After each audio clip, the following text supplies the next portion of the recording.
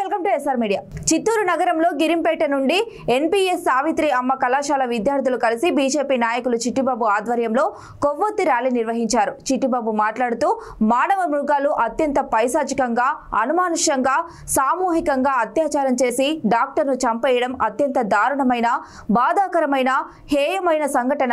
దీన్ని ప్రతి ఒక్కరూ ఖండించాల్సిందే అని కోరారు. గత 10 రోజులుగా దేశవ్యాప్తంగా డాక్టర్లు, పౌరులు, ప్రజా సంఘాలు నిరసన వ్యక్తం చేస్తూ దోషులను కఠినంగా శిక్షించాలని డిమాండ్ చేస్తూ ఉంటే పశ్చిమ బెంగాల్లోని ప్రభుత్వం నిమ్మకు నీరెత్తినట్లు ఉండడం చాలా దారుణం. సెక్యులర్ పార్టీని దేశంలో ఘోషిస్తున్న రాజకీయ పార్టీలు నోరు తెరవకుండా ఉండడం దేనికి సంకేతం? మహిళా ముఖ్యమంత్రి మమతా బెనర్జీ అధికారంలో ఉన్న రాష్ట్రంలో మహిళలకు భద్రత లేకపోవడం సిగ్గుచేటు. సుప్రీంకోర్టు చివాట్లు పెట్టేంత వరకు పట్టించుకొని ఈ ప్రభుత్వాన్ని ఏమనాలి? భారతీయ జనతా పార్టీ తరపున తీవ్రంగా ఖండిస్తున్నాం.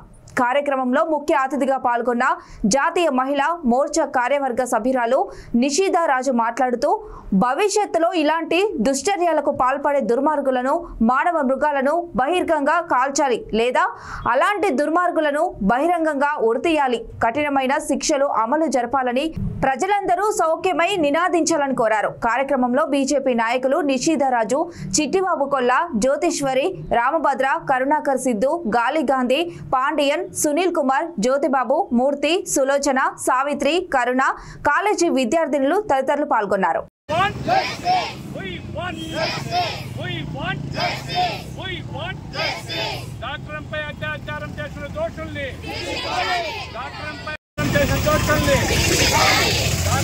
మర్డర్ చేసినటువంటి దోషుల్ని, మధ్యస్థ చేసినటువంటి ప్రభుత్వం, పశ్చిమ బెంగాల్ ప్రభుత్వం,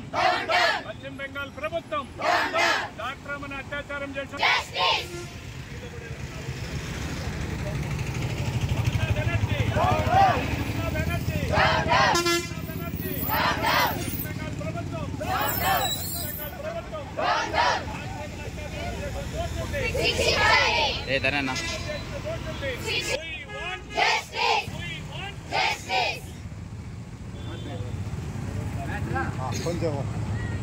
వెస్ట్ బెంగాల్ ప్రభుత్వం, మమతా బెనర్జీ